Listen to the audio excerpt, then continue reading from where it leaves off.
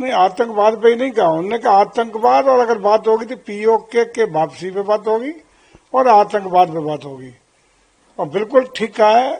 और मैं समझता हूँ जिस तरह का जो पहलगांव की घटनाओं को लेकर के जिस तरह के आतंकवादी उनके आकाओं को मिट्टी में मिलाने का जो माननीय प्रधानमंत्री ने वादा किया था, निश्चित रूप से बेहद सफल ऑपरेशन रहा ऑपरेशन सिंदूर, जिसके माध्यम से हमारी मां बहनों का सिंदूर पहुंचने वालों के साथ जो सलूक हुआ है, उनके आकाओं के साथ जो सलूक हुआ है, निश्चित रूप से दुनिया को ये संदेश है और ये महत्वपूर्ण संदेश है गया है कि आतंकवाद को हिंदुस्तान 1 इंच भी 1 मिनट भी अब झेलने को तैयार नहीं है।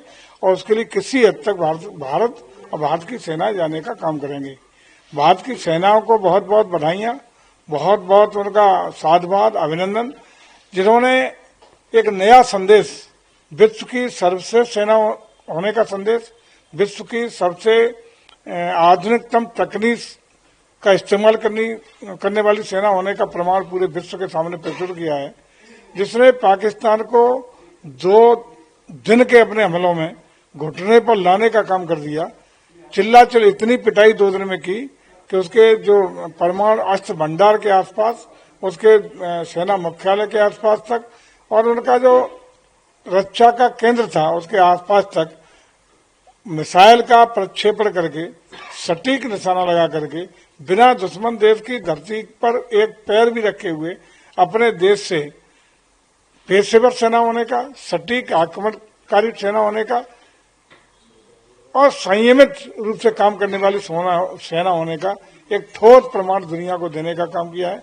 और संदेश भी दे दिया है कि भविष्य में भी यदि पड़ोसी देश आतंकवाद और आतंकियों को पनाह देगा तो हश्र इससे भी बुरा होगा।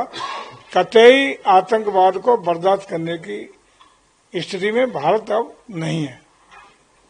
सर, ऑपरेशन सिंदूर की सफलता को लेकर बीच में कुछ कहेंगे? निश्चित रूप से बड़ी हमारी सफलता है।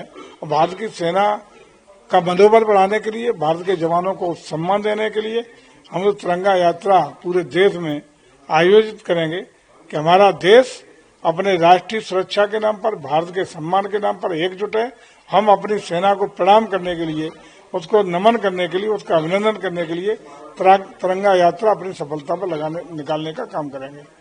सर, कांग्रेस सर्वदलीय बैठक और जो हिंदुस्तान और पाकिस्तान में जो बात चल रही थी उसको लेकर तमाम बिंदु हैं जो उनसे प्रधानमंत्री से बातचीत करना चाह रहे हैं।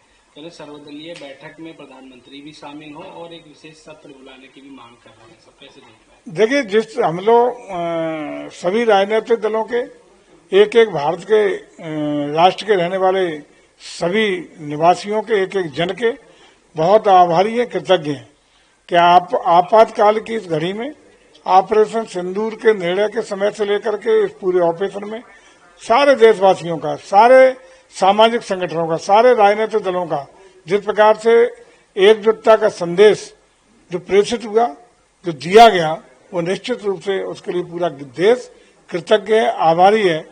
और यही राष्ट्रीय एकता की ताकत हमको विश्व का शक्तिशाली राष्ट्र बनाने का संदेश देने का काम करती है। सर, कांग्रेस कह रही है कि संबोधन छोटा पड़ गया। राज का संबोधन सुना होगा, आपने भी सुना होगा। मुझे लगता है कि उसमें कुछ छूटा नहीं है। राष्ट्र का संकल्प, राष्ट्र के लिए राष्ट्र ने जो किया, भारत की सेना ने जो किया और आगे का जो संकल्प है, जो भारत की नीति है, भारत की एकजुटता है, आतंकवाद के खिलाफ जो जीरो टॉलरेंस का संदेश है और दुनिया में किसी भी देश के सामने भारत न झुकने का जो संकल्प लिया है, वो निश्चित रूप से हमारे अपने मुद्दों पर कायम है, अपनी धारणाओं पर कायम है, अपने राष्ट्र की संरक्षा सुरक्षा के लिए दृढ़ संकल्पित है। ये संदेश आदरणीय प्रधानमंत्री के संदेश के बाद एकदम साफ हो गया। सर, जम्मू कश्मीर के उसमें शामिल लोगों की अगर सूचना कोई देता है तो उसमें 20 लाख का इनाम रखा गया है, पोस्टर लगाए गए हैं वहाँ पर, कैसे देखते हैं? देखिए, हमारी सारी जांच एजेंसियां, खुफिया एजेंसियां और रक्षा एजेंसियां, पुलिस की एजेंसियां पूरी तरह सक्रिय हैं, एक्टिवेट हैं।